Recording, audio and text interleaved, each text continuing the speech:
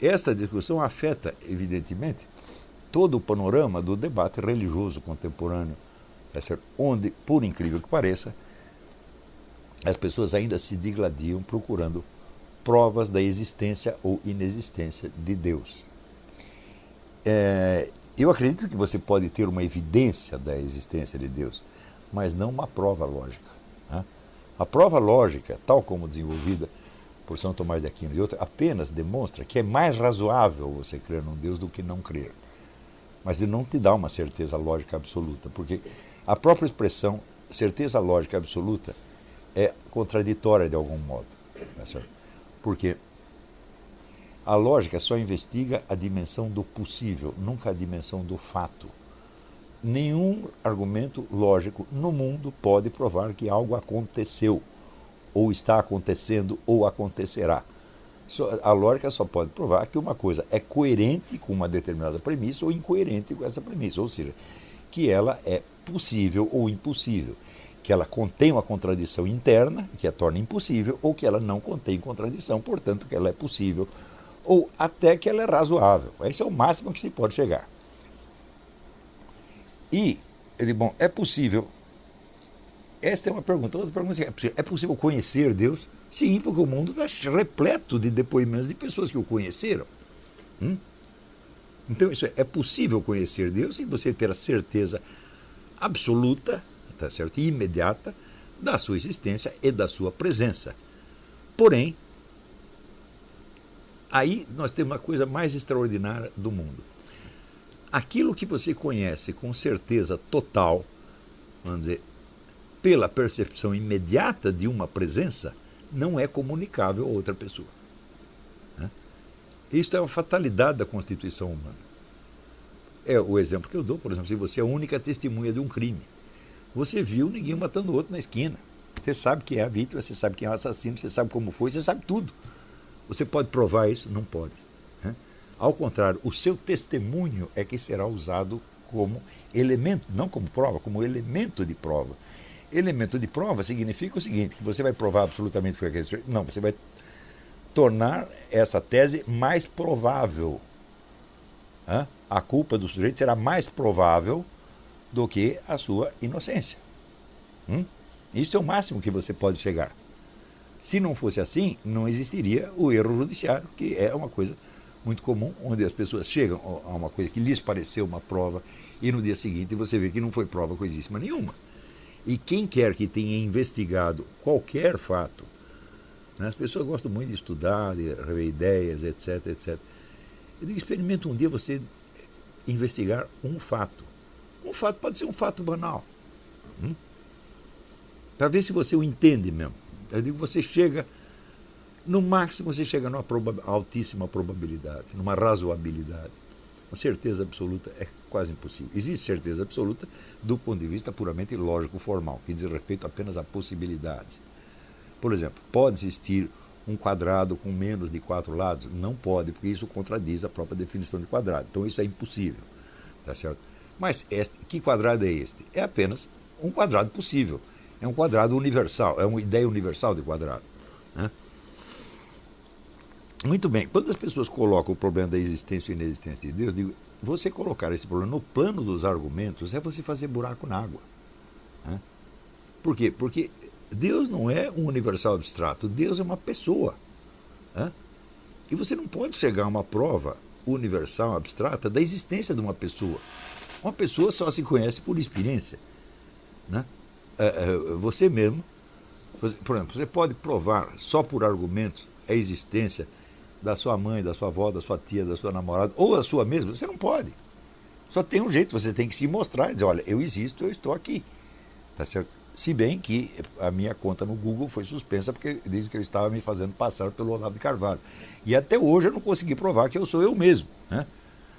Então, você vê, se Deus é uma pessoa, quer dizer, é uma individualidade de alcance universal, mas ainda assim uma individualidade de uma pessoa que usa a palavra eu, usa o pronome eu. Na verdade, ele é o único que usa esse termo eu com pleno direito. Porque em Deus tudo é personalizado, não há nada nele que não seja ele. Agora, em nós, cada um de nós, existe uma série de elementos que não são nós.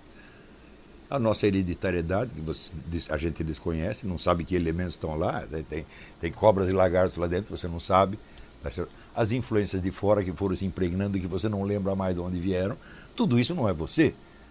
Tanto que eu, na verdade, eu não acredito na existência do inconsciente pessoal. Eu digo, se é um inconsciente, não é pessoal. Eles são elementos estranhos que estão impregnados e que me afetam de alguma maneira, mas que eu não posso dizer que sou eu. Então,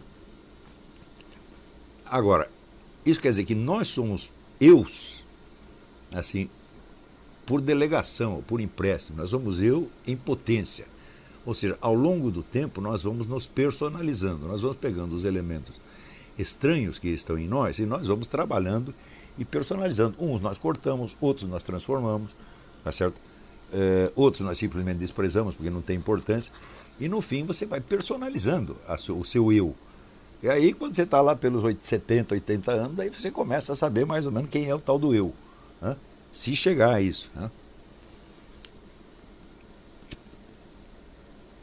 Mas, quando Deus diz, eu sou aquele que eu sou, Ele está querendo dizer o seguinte, que nele tudo é eu.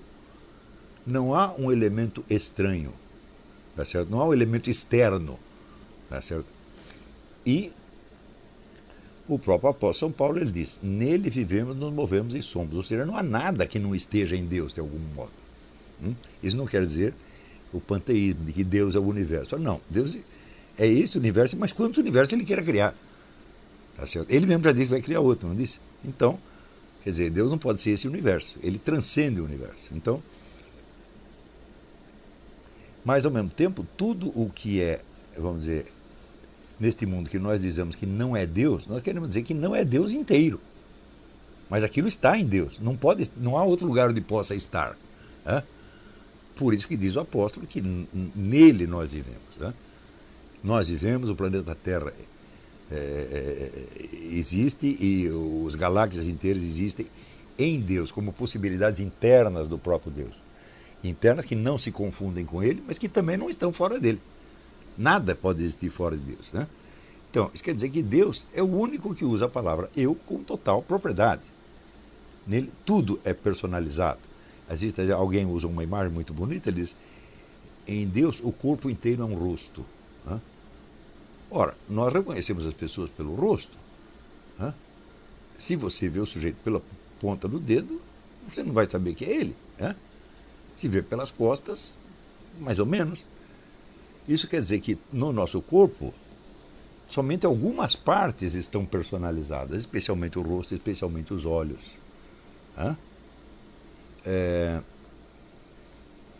Você vê, até outro dia eu estava assistindo um filme em que o sujeito fez uma operação plástica e para mudar de identidade, inclusive mudou a cor dos olhos, mas mudou a cor, mas não mudou a expressão. Então, quer dizer, o olho é a parte mais expressiva da pessoa. Você pode, por exemplo, mudar o nariz. Quando a gente fez a operação do nariz, você ainda reconhece a pessoa. Mas o olho tem uma expressão pessoal, e isso aí você sempre reconhece. Mas e o resto? E a testa? E a orelha? E o braço? Mão é mais personalizada, mas pé já não é. Pé você mete dentro do sapato. Tá certo? O coitado não pode nem se mexer lá dentro. Não é isso? Além disso, você vai andando, você estraga o seu pé ao longo do tempo. O pé fica todo torto, cheio de calosidade, etc. Você não pode dizer que isso é pessoal. Não foi você que escolheu que seu pé ficasse assim. Foram as condições ambientes. Tá certo? Então isso quer dizer que no nosso corpo só uma parte muito pequena é personalizada. As outras não, são elementos impessoais que nós carregamos.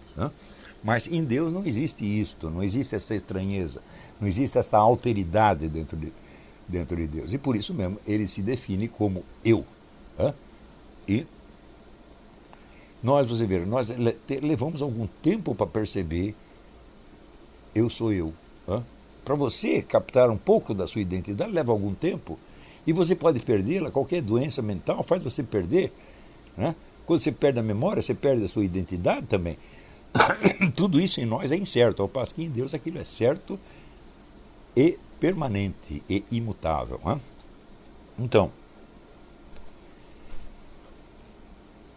quando se fala, vamos dizer, de debate da existência ou inexistência de Deus, a gente acompanha, por exemplo, muito desses debates William Lane Craig, são argumentos absolutamente brilhantes, tá certo? E, em geral, ele humilha os adversários. Mas humilhar o adversário é uma coisa e provar a sua tese é outra. É? A existência de Deus não pode ser provada por argumentos no nível da certeza absoluta. Pode no nível da razoabilidade. Você pode até chegar àquele ponto e falar, se você não acredita em Deus, você é idiota, você é maluco. Você pode chegar até nisto. Mas isto não é uma certeza lógica absoluta. Por que você não pode conhecer isso? Porque você só poderia chegar à certeza absoluta se Deus fosse um universal abstrato. Como Deus é uma individualidade concreta, que inclusive se manifesta no tempo, sob a forma de uma presença humana, então, meu filho, você só pode conhecê-lo por experiência, como qualquer outra pessoa. E por isso você verá, vamos dizer que os argumentos pró e contra a existência de Deus são mais ou menos os mesmos há muito tempo. Tá certo? A pessoa torna um pouco mais elegante, um pouco mais sofisticado, mas não muda. Ao passo que o número de experiências de Deus que houve no mundo é ilimitado. Dessas vidas de todos os santos, santos místicos, São João da Cruz, né? Padre Pio de Pietrelcina, São Francisco, tantos e tantos e tantos e tantos e tantos e tantos, tá certo? Que conheceram Deus por presença, pela ação direta de Deus, ação direta e personalizada com que Deus se dirige e fala com uma pessoa, tá certo? Ou introduz modificações na vida daquela pessoa, tá certo? Você vê como são modificações intencionais, tá certo? Então, quando você vê essa ação intencional de Deus, você está vendo a presença dele. É a ação, como você vê, exatamente como você vê a ação de um ser humano. O que caracteriza a ação de um ser humano sobre você? A intencionalidade da ação. Por exemplo, esbarrar em você, um carro pode esbarrar, uma motoca pode esbarrar, um urso pode esbarrar, qualquer coisa pode esbarrar, tá certo? Mas, quer dizer, empurrar você propositadamente para que você caia, só um ser humano pode fazer. Nenhuma fera que te ataque faz isso. Ela simplesmente bate em você. Mas, por exemplo, jogou o sujeito embaixo do ônibus, isso só um ser humano pode fazer. Então, porque há uma intencionalidade, no caso maligna, mas se fosse uma intencionalidade boa, também, tá certo? Então, a intencionalidade significa que por trás daquela ação existe uma consciência que é dona de si, que é senhora de seus atos e que livremente, sem a sua influência, decide fazer isto ou aquilo. Não é isso? Com a consciência dos efeitos que pretende desencadear. Tá certo? Então, a ação divina, a mesma coisa. Quer dizer, não são modificações acidentais que possam ser explicadas por fatores impessoais externos. É isso que eu expliquei também na aula, o que é um milagre. Onde você vê um milagre, não é uma coisa estranha que aconteceu. Tá certo? É uma sequência de ações e de acontecimentos que marcam claramente uma intencionalidade. Tá certo? E por isso fazem sentido. E por isso se estabelece ali um diálogo, um encontro. Tá certo? Então, este tipo de conhecimento de Deus é abundante.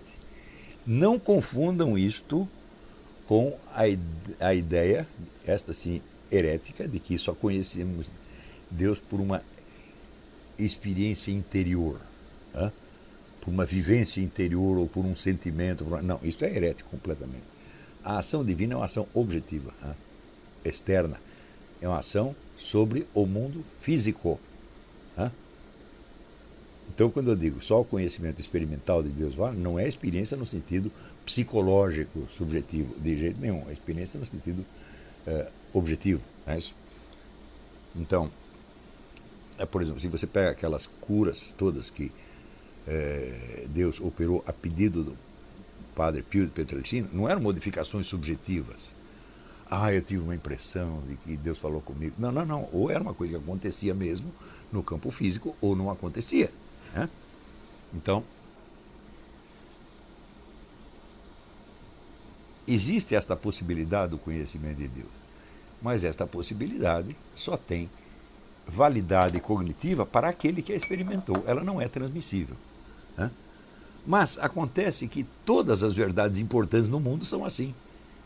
As verdades que são totalmente transmissíveis ou são verdades puramente lógicas, ou são verdades científicas parciais, obtidas mediante um recorte, tá certo? e uma série de procedimentos de verificação que são altamente deficientes, altamente falíveis, tá certo? E que se impõem, de certo modo, para uma coletividade até que alguém as desminta. Por exemplo, hoje sabe-se que a possibilidade de você repetir, né, replicate, como se diz em inglês, uma experiência científica é quase nula. Sempre existe uma diferença, uma interferência qualquer, tá certo? E a segunda experiência nunca é igual à primeira. Então, no máximo, o que uma ciência atinge, qualquer ciência atinge, é apenas probabilidade razoável, né? Sempre. Né? Então, no entanto, o conhecimento que é obtido, vamos dizer, pela experiência direta, ele é inegável, porque é a experiência de uma presença. E a presença o que é? Um aqui e um agora. Não é isso? E um aqui e um agora que representa, então, um fato. Quer dizer, um fato é uma coisa que aconteceu e que não pode mais desacontecer, mesmo que você o esqueça. Quando eu digo que este tipo de experiência ele fornece a certeza absoluta, eu estou falando isso do ponto de vista da validade objetiva dessa certeza e não da crença subjetiva. Por quê? Porque o indivíduo pode se esquecer da sua experiência e ele pode negá-la, inclusive. Ele pode mentir para si mesmo e dizer que não viu aquilo que viu. Portanto, subjetivamente não existe essa certeza, mas existe objetivamente. Tá certo? Isso quer dizer, aquilo aconteceu realmente, não desaconteceu, embora possa ter sumido da sua memória, ao menos parcialmente. Né? Então, é por isso que eu descrevi ali, se você quer provar que Deus existe ou que não existe, você tem que admitir a existência de um domínio chamado existência, que o transcende e no qual ele está ou não está. E isto é coisa de maluco. Ou seja, Deus está dentro da existência ou está fora dela? Nos dois casos, ele teria que ser menor do que a existência. Ele teria que ser algo que existe dentro de um campo chamado existência. Mas se você acabou de definir Deus como um ser infinito, tá certo? Que transcende todo o campo do existente, então não tem sentido o que você está fazendo aí. Né? Isso quer dizer que Deus não pode existir no sentido que as coisas existem. Ele pode existir num outro sentido. Então, num sentido que transcende tudo isso. Mais ainda, você poderia se colocar, vamos dizer, fora e acima da existência para julgar o que está dentro dela ou não? Você não pode, tá certo? Portanto, só existe uma maneira de você conhecer Deus, é você reconhecer que você está dentro dele. E isso acontece quando ele quer. Né? Ou seja, a presença de Deus é uma coisa abrangente, que te engole de alguma maneira. Engole e transforma. Esta é a única maneira de você conhecer Deus. Então, é a deificação de que fala a Igreja Católica. Quer dizer, o processo de conhecer Deus é você deixar que ele o transforme nele. Até o ponto que chega aquilo que dizia o apóstolo: não sou eu mais que está aqui, é Jesus que está em mim. Por que é Jesus que está em mim? Quer dizer que você deixou de existir? Não. Você só existe e você só tem um eu porque Deus te insuflou esta individualidade e esta possibilidade de ter um eu. Então, quando você vai se transformando nele, você não deixa de existir, você passa a existir de maneira mais intensa. Tá certo? Porque aí sim você se tornou um eu, aí sim você se personalizou. Tá certo?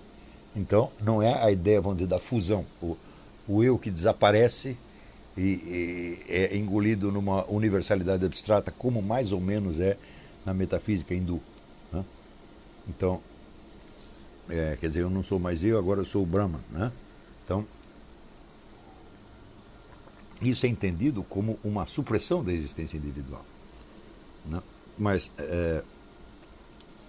na verdade, a existência individual ela é preservada, tá certo? Porque ela é a expressão da vontade de Deus. Ela personalizou você. E não vê por que personalizar se ele depois é só para dissolver e transformar nele de novo. Tá certo? Então, é não é uma fusão, é uma absorção, no sentido, uma superação, no sentido alemão do Aufhebung, uma coisa que é abrangida e superada ao mesmo tempo, e que na medida que se supera, se intensifica. Né? Então, este é o verdadeiro caminho para conhecer Deus. Agora, as provas, os argumentos estão todos no nível da razoabilidade apenas, né?